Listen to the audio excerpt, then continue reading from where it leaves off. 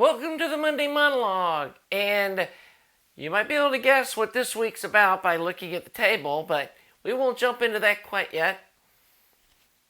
One of the rabbit holes that I went down soon after I got into tube amplifiers was being critical of the mastering of the music that I enjoy listening to.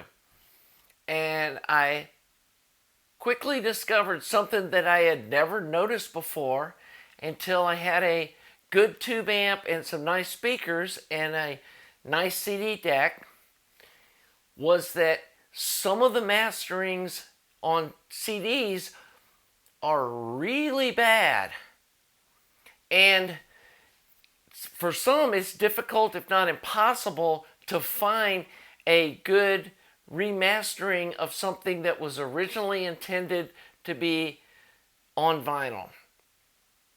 I'm not sure of all the engineering behind all that, but I know there's that RIA equalization that was kind of in their mind, I think, when some of this stuff was recorded. And the really good sound engineers back then knew how to make things sound insanely good on vinyl. And when there was the transition to CDs in the late 80s, 90s, I don't think some of that stuff ever really was translated into digital exactly right. I know some of the more popular things like Dark Side of the Moon and Wish You Were Here, MoFi, and some other people that were really good at that, re-engineered them from the original tapes and made some really good discs. But those are really rare now, and some of them are insanely expensive on the used market. And that's what made me dip back into vinyl. And at first I tried my tried and true Techniques SLB2 turntable. Belt drive, S-shaped tone arm, Techniques that has the standard cartridge head on it. And I tried a Amazon little cheapy tube preamp, and it sounded horrible. And I wasn't really sure what was going on, but I do remember when I went from vinyl to CDs, the CDs sounded a lot cleaner and crisper and obviously don't have the dust and stuff problems. But with all the people raving about vinyl, I knew there had to be something missing in the equation. And I know there's a lot of hype about this turntable and that turntable and $4,000 tone arms and, getting the right tone arm compliance to the cartridge and all that stuff. But I just couldn't imagine that kind of stuff was really sounding pretty snake oily to me. And so I started playing with some different cartridges and different phono stages. And I got a really pretty high-end phono stage for, I think it was about a $700 or $800 solid state phono stage, and tried a couple of different cartridges. And then I got looking at my notes here, it's an Audio-Technica VM 540 ml microline needle. Wow, I was blown away with how good it sounded. So then I finished up that tube phono stage that we talked about in another video, and it sounded even better than the solid state one. And so ended up selling the solid state one and dialing in the tube phono stage one, doing some tube rolling and stuff. And I'm still just blown away with how good that setup sounds. Anyway, I feel like that a lot of the older music and some of the newer music just sounds better on vinyl, even with some of the flaws that you get with vinyl. I feel like that tube amps help round off the edges of the dust and scratchy kind of noise that vinyl sometimes has. that it's not as distracting as it is with a solid state amp. And again, it's one of the great things about going with tube amplification and phono stages is it kind of denoises the vinyl flaws that you really get accentuated with solid state. But that said, who likes hearing clicks and pops? No one ever said that.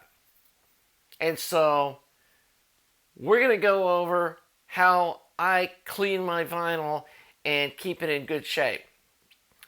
First thing, I got this little Hudson Hi-Fi carbon fiber brush. And Amazon has these. They're available at lots of places. This is the first thing I do when I put a album on my turntable. Turn it on and just go across and get the first wipe of dust off of it. The next thing I use is it's an Auto-Technica AT6012 little round brush. And it comes with this little bottle of fluid, and it's got a couple little holes here in the top that you put a drop or two of fluid in it every once in a while. You don't have to, like lube this thing up every time you're going to use it because you're not wet cleaning the records. And that's the next thing I do is go over it and, with the turntable turning, go over this and get a nice rolling kind of swipe across the record with it. Look at it, see if there's anything on it. If it looks fairly clean, we're usually ready to go. If it looks dusty, clean it off on my shirt. Get the brush clean again, and then wipe over it again. This thing does a really good job 90% of the time or 95% of the time of getting the record super clean where it sounds great. And you don't have to worry about it. Last line of defense, especially when I get a record from the used record store, which is another score for using vinyl, is there's plenty of really cool, amazing stuff on vinyl that was never put on CD. And so you're missing out on a bunch of cool music if all you're listening to is vinyl. Is a little disc washer. They've been selling these things since the 70s. It's got a little lid here that helps keep it clean. You fill it up with water, a little bit of soap. I'm into photography too. I don't know if you ever noticed, got some photochemicals stored over here and stuff, but I'm into photography, so I've got some Kodak Photo Flow, which is a really great surface tension eraser fluid that gets rid of the surface tension with water. Put a drop of that in there. This little kit comes with some fluid. You can put a little alcohol in it. There's plenty of things online that talk about, people's special sauce mixes for cleaning records. Fill it up with that. It's got these two little brushes that oppose each other. You slide them down in their little slots here, and you put the record in and give it a spin. Go 3 rounds one way, 3 rounds the other way. Pull it out. Dry it off with a microfiber cloth, or it comes with some drying cloths, but microfiber cloths work well too. And then I set it aside in a standing up to dry off for a few hours just to make sure that it's all nice and dry. And this thing does a fantastic job. In my opinion, if this doesn't get the record clean, you're probably not going to get it clean. So, people have these things used. Only thing I would worry about with used is what kind of shape the brushes are in. New, they're not real expensive. Amazon still sells them. This is a great thing for cleaning up your records. So again, one last time, I'm going to give you the pitch for my cartridge that I really love. It's a Auto-Technica VM540 ml. It's got the super fine microline needle that really gets down into the grooves well. And I've tried 3 or 4 different cartridges, and that one really knocks it out of the park, and they're only like $240 new. So if you're looking for a way to jazz up your vinyl system turntable setup, pick up one of these cartridges, get a digital scale to set it up with, get one of the tracking sheets online where you can set up the angle in the head and all that stuff, and I promise you, you'll love it. So I think that's it for this episode. Hope you enjoyed the video. If you did, please subscribe to my channel, like the video, and I'll see you next week on the Monday Monologue.